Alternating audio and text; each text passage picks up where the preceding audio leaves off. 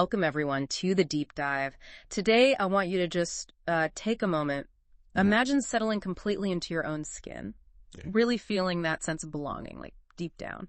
And here's a question for you. What if you could build a life that truly, authentically resonates with who you are? Yeah. Even if the world, hasn't always felt ready to celebrate all of you.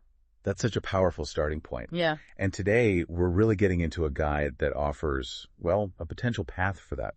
We're exploring the Therapist Handbook talk for LGBTQIA+, a NeuroFlex ACT guide for LGBTQIA+ individuals, families, and friends to thrive with authenticity. Right. In this deep dive, it's really tailored to pull out the key insights specifically for you, the listener. Exactly. Our mission really is to unpack how this NeuroFlex ACT approach, and remember, we pronounce that ACT like the word, how it can help. It's rooted in brain science, compassionate understanding. Yeah, deep understanding. And it offers a path forward for LGBTQIA+ individuals, families, friends. It's not just about getting through challenges, right? It's about truly thriving with authenticity. Definitely thriving. We'll be pulling insights from the handbook, from the research, and, clinical experience, too, to make it real. And we should acknowledge the LGBTQIA+ journey, it's filled with so much resilience, creativity, connection. Absolutely incredible resilience. But it has its complexities, too. Let's be real. Sometimes the wine kind of asks you to shrink, doesn't it? To be smaller or maybe safer. It can feel that way. Yeah. The author of this guide really deeply believes, that people, especially in the LGBTQIA+ community, have this immense capacity for resilience, like creating joy and love even when things seem impossible. That's the core of it. This deep dive is about finding that real strength, that inherent strength, and building a life that genuinely fits you. Now, before we really jump in, just a quick but really important note. The content here today, it's for educational and self-help purposes only. Right, that's crucial. It offers general info, tools, exercises, things like that, but it is absolutely not a replacement for professional medical advice or psychological, psychiatric, or other healthcare support, diagnosis, or treatment. Yeah, if you're facing mental health challenges, please reach out to a qualified professional. This is support, not substitution. Okay. So, with that said, let's start by understanding the landscape. Your brain, your journey, how society kind of echoes within you. Yeah, let's look at the brain's patterns first. For many in the LGBTQIA+ community, the brain does something really smart, actually. It develops strategies to keep you safe, especially in a world that might misunderstand or, marginalize you. Right. The Handbook calls these intelligent adaptations. Things maybe like hypervigilance, that feeling of being constantly on alert. Or people-pleasing, maybe. Exactly. People-pleasing. Or even compartmentalizing parts of yourself, pushing them away. It makes me think of like a plant growing in really tough conditions. It doesn't just wilt, it adapts, right? Maybe grows thicker leaves or deeper roots to survive. That's a great metaphor. These aren't flaws, they're survival strategies. But the tricky part, and this is fascinating, is how these things that protected you, they can sometimes become restrictive later on. Yeah, they keep you safe, but maybe they also keep you kind of stuck. Yeah. Prevent you from fully stretching out. Exactly. And this kind of leads into what the Handbook calls the quiet toll of minority stress. The quiet toll. Tell us more about that. Imagine like a sophisticated home security system. Uh-huh. But it's constantly triggered by false alarms. The wind rustles the leaves, the neighbor's cat walks by. Beep, beep, beep. Okay. For many LGBTQIA+ individuals, this is like the invisible but persistent stress. Yeah. Just from living in a world that might not fully see or affirm you. And this chronic stress, even if it's subtle, it adds up. Right, it has real effects. Yeah, burnout, anxiety, this kind of nagging feeling of not quite belonging anywhere. And the data really backs this up. The research mentioned points to, significantly higher rates of things like violent crime and discrimination for LGBTQIA+ folks, especially impacting people of color and trans or non-binary individuals. It's a heavy burden. It's measurable. It really is. And then there's what happens when those tough messages from the outside, they actually get inside. That's internalized bias. How does that work? Well, messages from culture, maybe family, media, ideas about what's normal or different, beautiful, ugly. Your brain can absorb these almost unconsciously. Okay. And it forms this kind of internal blueprint of what's seen as acceptable ways to be human. It's understandable, right? It feels like a way to protect yourself. Yeah, to fit in. But it can lead to this mysterious sense of shame or maybe cognitive dissonance where what you know deep down about yourself clashes hard with what you've been taught you should be. That sounds like the authenticity paradox the guide mentions. You try to hide parts of yourself to be accepted. But doing that actually leads to feeling disconnected from your real self. It's a tough spot. It really is. But here's where things get, well, really interesting and actually quite hopeful. Your brain has this amazing ability, a superpower almost. Okay, I like the sound of that. What is it? It's neuroplasticity. It's your brain's remarkable capacity to literally form new neural pathways. And this happens throughout your entire life. So it's not just when you're young. Not at all. Think of it like a river, you know. A river can carve new channels through the landscape over time. Your brain does that too. Wow.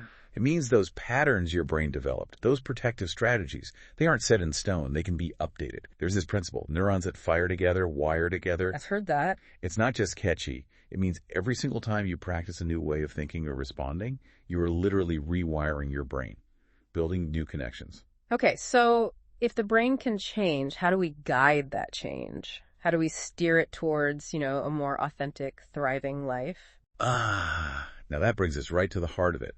The NeuroFlex ACT compass. A NeuroFlex ACT compass. Yeah, the NeuroFlex ACT model. It's this powerful blend.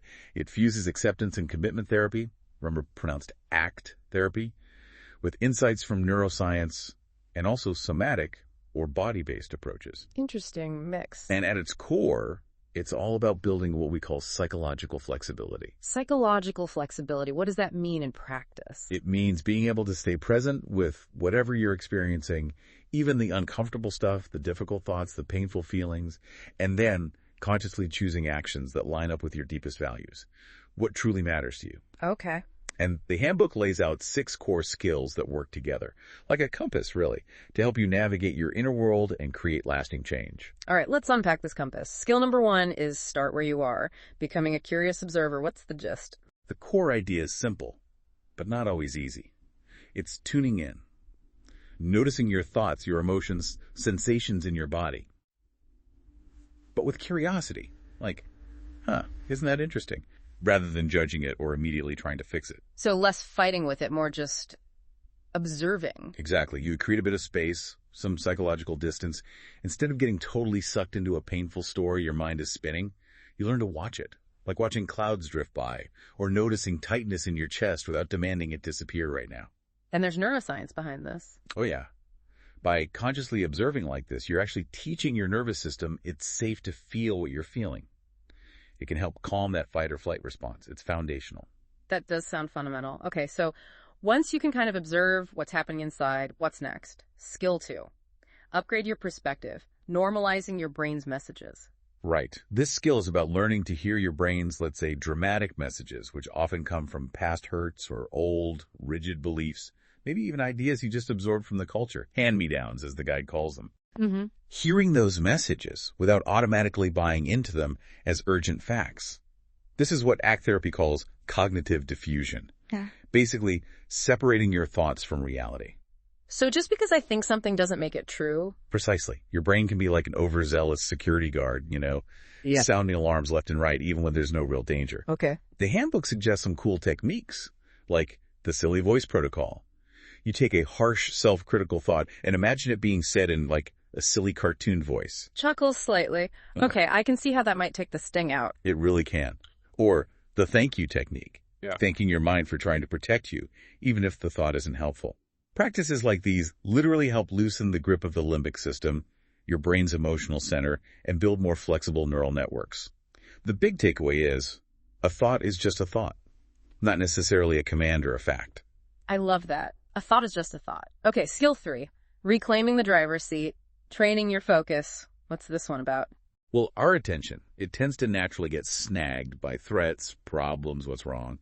The survival thing. Makes sense. This skill is about learning to intentionally guide your focus, especially when you're stuck in loops of self-criticism, anxiety, or maybe shame. It's about unhooking from those sticky thoughts. Like using a flashlight. Exactly. Your attention is like a flashlight in a dark room. You get to choose where you shine it. The guide introduces a technique called dropping anchor. Dropping anchor. Yeah, it involves NOTICE. Notice what's happening inside and out. Orient to your senses. Tune into your body. Integrate the experience. Choose engagement. Basically, you notice, ground yourself physically, maybe feel your feet on the floor, and then expand your awareness back out to engage with where you are and what you're doing. So like finding stability in a storm. Precisely, like dropping a heavy anchor in a turbulent sea. And doing this actually strengthens connections in your prefrontal cortex, the part of your brain responsible for executive attention, that conscious control over where your focus goes. That's incredibly empowering, realizing you have that choice. Okay, skill 4. Step by step toward freedom. Approaching with courage and safety. This sounds like facing fears. It is, but gently. See, avoidance feels safe in the moment, but long-term. It actually makes fear bigger. It reinforces the idea that the thing you're avoiding is dangerous. Okay, this school is about gently, gradually facing what you've been avoiding, but at a pace that feels manageable for your nervous system. Courage here isn't about not feeling fear. Right. It's about feeling the fear, acknowledging it, and still choosing to take a step toward what matters to you. So it's not about being reckless. Not at all. Think of your brain's alarm system, the amygdala. Sometimes it's like a smoke detector that's way too sensitive. It goes off for burnt toast, not just a real fire. Chuckles. Yeah, I know that feeling. So this skill helps you build what the handbook calls a values-guided ladder. You break down a scary but important goal into small steps, starting with the easiest one. Okay, like climbing a ladder one rung at a time. Exactly. And each small step you take, each time you face that discomfort and realize you're okay, you are literally rewiring those fear circuits in the amygdala. You're teaching your nervous system to tell the difference between, burnt toast and an actual fire. Yeah. False alarms versus real threats. That makes so much sense. Retraining the alarm system. Okay, skill 5. Write your news story. Living what matters. This feels like it connects directly to values. It's all about values. This skill is about reconnecting with what truly, deeply matters to you. Not what society expects, not what fear dictates, not even just what feels good in the moment. But what kind of person do you want to be? What qualities do you want to embody? So identifying your core principles. Yes. Your values become your internal compass or your North Star, guiding your choices and actions. And here's the cool part. When you take action based on your values, even small actions, it actually lights up the reward circuits in your brain. Yeah. It reinforces those new positive pathways. It makes it more likely you'll choose those value-driven actions again. It's about consciously building a life that feels genuinely meaningful to you. Wow. Okay, and the final skill, number 6. Living without the box. Sustaining the shift. Because making changes is one thing, making them stick is another. Exactly. Lasting change isn't usually about some single dramatic breakthrough moment. It's about the small, consistent steps you take every day. Right. So this skill is about weaving everything you've learned, the observing, the diffusing, the focusing, the courageous action, the values into your daily life, into your routines, your relationships, your long-term habits. So you become the architect of your own rewiring. That's exactly the phrase the handbook uses, architect of your rewiring plan. Think of it like tending a garden. It needs consistent, kind, mindful attention for things to really flourish. Not just planting the seeds once. Precisely.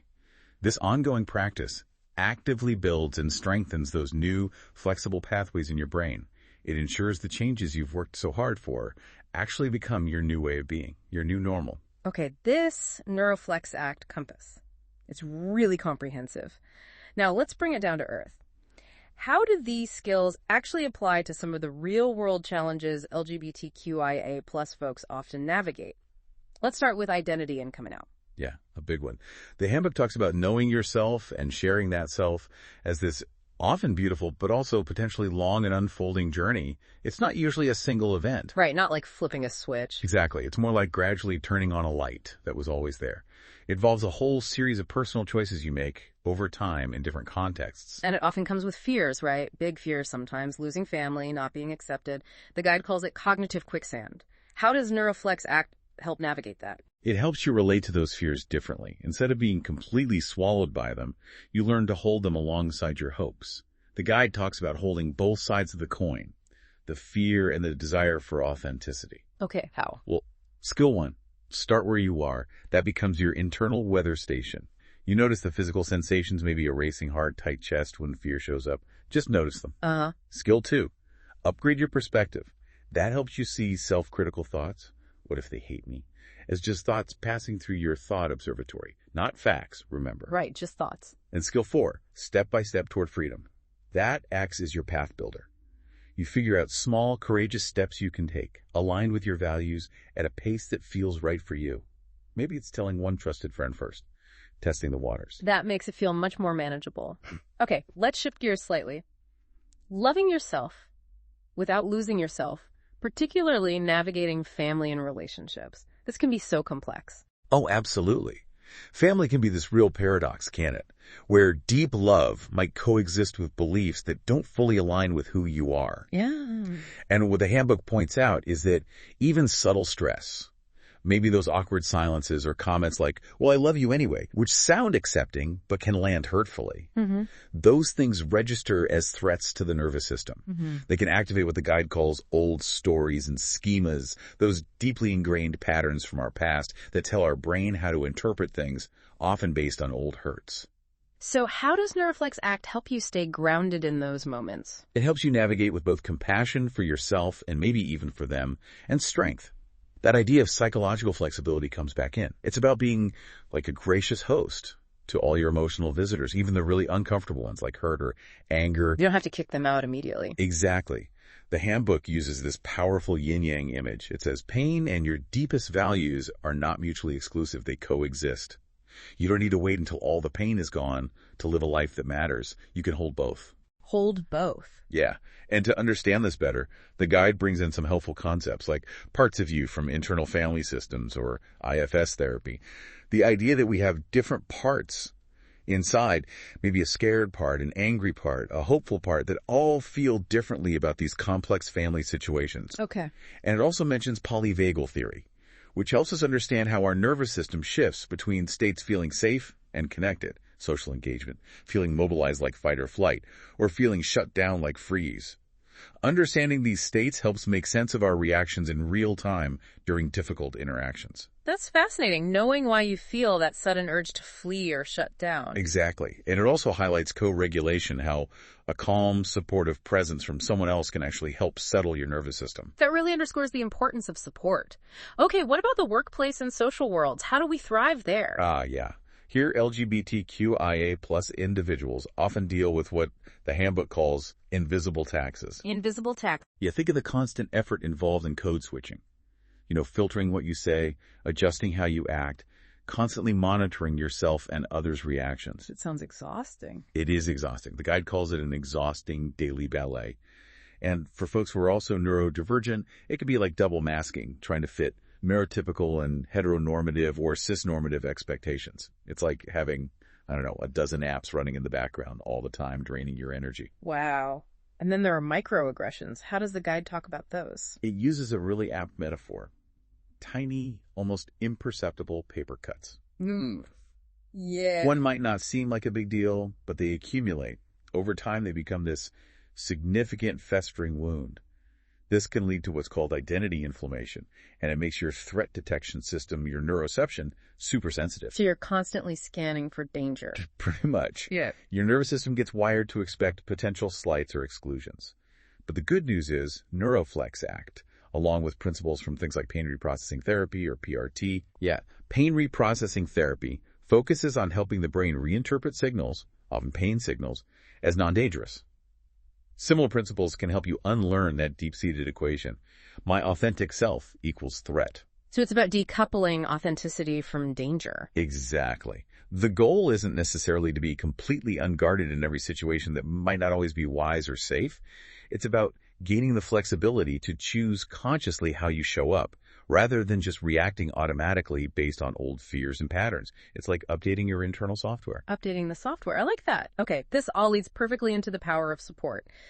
For individuals, but also for families, friends, even therapists, this feels vital. It's absolutely crucial. The handbook really shines a light on the strengths within the community, that incredible resilience, boundless creativity, and forging of deep bonds that often characterize LGBTQIA+ experiences. Mm-hmm. And it highlights chosen family as this incredibly profound source of belonging and healing, not just emotionally, but neurologically. How so? Neurologically? Those connections, that sense of safety and acceptance, they release oxytocin, the bonding hormone. It literally helps rewire the nervous system towards feeling safe, secure, and connected. It counteracts the impact of rejection or marginalization. That's amazing. And the guide makes a distinction between acceptance and affirmation, right? Yes. This is so important. True belonging requires more than just mere acceptance or tolerance. It needs affirmation. What's the difference? Affirmation is like this powerful signal to your nervous system. It flips an internal switch saying, you are truly seen, you are valued just as you are safe here. Consistent affirmation isn't just nice. The guide calls it neurological medicine. It's essential nourishment for the brain and the self. Neurological medicine. Right. Wow. Okay, so for the families and friends listening right now, how can they be that affirming, powerful support? Great question. The handbook offers really practical advice. First, listen with your whole being. This means offering your presence, not jumping in with advice or solutions unless asked. Just listen. Yeah. Sometimes just saying, wow, that sounds really hard, I'm so glad you told me, is the most helpful thing. Your calm, regulated presence can act as a co-regulator for their nervous system, helping them feel safer and calmer too. Okay, what else? Second, offer unconditional love. And this means embracing the person exactly as they are, not your assumptions or expectations about them. And crucially, manage your own discomfort or confusion elsewhere. Don't process your stuff with them. Find your own support for that. Right. Don't make it about you. Exactly. Be consistent. Allow for mistakes, yours and theirs. This steady, unwavering support helps their nervous system learn at a really deep level what true safety feels like. Okay. Presence, unconditional love, anything else? Third, advocate when appropriate. If you witness prejudice or misinformation and it feels safe for you to do so, speak up. Your public allyship does more than just challenge negativity. It sends a powerful message to your loved one. You are not alone in this. I've got your back. That reinforces their internal work on self-worth. That's really concrete advice. Now, building on support. When should someone think about seeking professional support? The handbook is great, but it calls itself a first aid kit, right? Sometimes more is needed. Absolutely. Some wounds need specialized care. There are definite red flags that mean professional help is needed right away, like thoughts of harming yourself or others, or severe dissociation, like losing chunks of time or feeling totally disconnected from reality. Okay, crucial red flags. What are other signs? Other indicators might be feeling fundamentally disconnected from yourself or others, like you're just going through the motions, or finding that self-help strategies like the ones we're discussing just aren't enough, things still feel overwhelming. Also, if minority stress is significantly impacting your daily life, your work, relationships, well-being, or if you're facing really complex family or relationship challenges that feel stuck, or maybe navigating the intersection of multiple identities, like being queer and a person of color, or queer and disabled, which can bring unique stressors. So when things feel too big to handle alone? Yeah. In those cases, therapy is like adding a skilled guide to your journey. Someone with specialized tools who can provide a safe, non-judgmental space to process and heal. And for the therapists who might be listening, the handbook has guidance for them too, about holding space with skill. What does that involve? It emphasizes the therapist's role isn't to be an expert fixer, but a compassionate guide. This requires deep cultural humility, constantly examining their own biases, privileges, and assumptions, and always learning. Okay. It also means being transparent about their own background and positioning, using identity-affirming language consistently, actively helping the client understand their experiences within the context of minority stress, and really fostering a collaborative relationship. The client's lived experience and wisdom are central. Collaboration, not dictation. Got it. Oh. Okay, let's move into the final stretch. Living fully, sustaining this rewiring, and leading an authentic life. What's the vision here? The vision is moving beyond just survival or resilience. Yeah. The handbook beautifully puts it. Resilience is the launch pad, not the final destination. Once you've built that foundation, it's time to explore the sunlit spaces and creative studios of life. Solid spaces. I like that. Yeah. Joy, creativity, connection, these aren't luxuries. They are described as vital medicine, soul food. They are profoundly healing for the nervous system. Actively savoring positive experiences literally changes your brain structure, building up those pathways associated with pleasure, contentment, and well-being. So joy isn't frivolous, it's functional. Totally functional.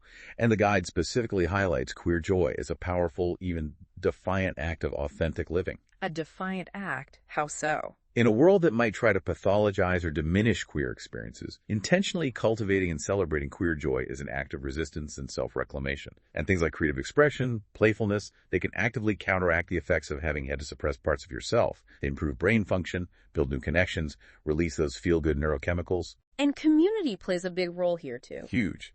Community, especially queer community, is described as a living, breathing antidote to isolation. It's where individual healing meets collective power, shared understanding, and that vital sense of belonging. This really brings us back full circle to skill 6, living without the box, but maybe looking at it as a lifelong practice for navigating all of life's ups and downs. Exactly. It's not just a skill you master and then you're done. It's a fundamental shift in how you relate to your own experience and the world around you. It's about staying flexible, even when things are unpredictable, which, let's face it, life often is. So true. So the key principles for keeping this going long-term include, first, meeting imperfection with compassionate curiosity. You're going to have moments where you slip back into old patterns where the skills feel rusty. That's normal. The key is to notice it with kindness, not judgment, and gently guide yourself back. Okay, self-compassion is key. Absolutely. Second, integrating the skills into your everyday flow. Not just doing exercises, but finding micro moments, a mindful breath here, noticing and unhooking from a thought there, making a small values-driven choice. And third, leaning into interdependent connection. Remembering you don't have to do this alone. Your chosen family, your community, they provide that crucial co-regulation and buffer against isolation. And inevitably there will be setbacks, right? Life throws curveballs. How does the guide suggest navigating those bumps? It acknowledges life is definitely not a flat, perfectly paved road. Setbacks aren't failures. They're framed as invitations for deeper integration, kind of like pop quizzes that test and ultimately strengthen your skills. Okay, reframing setbacks as opportunities. Exactly. And each NeuroFlex ACT skill can be a lifeline in those moments. Skill 1, observing, is your anchor. Skill 2, diffusion, is your shield against harsh self-talk. Skill 3, focus, is your choice point for where you put your energy. Navigating these bumps intentionally creates what are called corrective emotional experiences. Corrective emotional experiences. Yeah, moments where you respond differently than you might have in the past. Right. And you realize you can handle it. This actively updates your nervous system's threat detection, teaching it that you're more capable and the world is perhaps safer than old experiences led you to believe. So every challenge navigated well actually strengthens the rewiring, which makes the power of self-kindness seem even more important through all this. It's paramount. Self-criticism just digs those old trenches deeper, reinforces old schemas, and drains your energy. Self-kindness, self-compassion, that's self-nurturing. Neurologically, it activates the ventral vagal system, that safe and social part of your nervous system we talked about. It brings calm, fosters connection. It's like the soft, resilient thread that runs through and enhances every single NeuroFlex ACT skill. Makes everything easier, more sustainable. Definitely. And finally, it all loops back to values as your core compass. The North Star. Exactly. They are the steady drumbeat that holds the whole symphony of your inner world together, especially when things feel chaotic. Consistently acting in ways aligned with your values doesn't just feel good, it actively rewires your brain, building and strengthening those pathways related to purpose, meaning, and your authentic self. Yeah. And for LGBTQIA+ individuals, living by your values in this way is described as a radical act of self-affirmation. It's kind of quiet activism, just embodying your truth in the world. Wow. What an incredibly rich and hopeful deep dive we've taken today. Really, from understanding the unique challenges and the brain's amazing adaptability to actively building resilience and living more authentically using this NeuroFlex ACT compass. It feels like you, the listener, have gained this really powerful toolkit to navigate life's inevitable complexities and truly to thrive. I hope so. And remember, living authentically, it's not a destination you just arrive at. The guide calls it an ongoing revolution of becoming. I love that phrase. Yeah. It's about developing that flexibility to stay true to your core, to your values, while also adapting and growing as life unfolds. Beautifully put. And the handbook leaves us with such a powerful thought. One I think really resonates. It says, your joy is not selfish, it's revolutionary. Your thriving is not naive, it's necessary. Your celebration of your authentic self is not indulgent, it's healing medicine for a world that desperately needs to see that LGBTQIA+ people don't just survive, we flourish. That gives me chills. It's so true. So our encouragement to you is, keep tending that amazing garden of your brain. Keep leaning into your values. Practice these skills with patience, with kindness towards yourself. Yeah. Remember, you are not alone in this journey. And you absolutely have what it takes, not just to get by, but to truly flourish.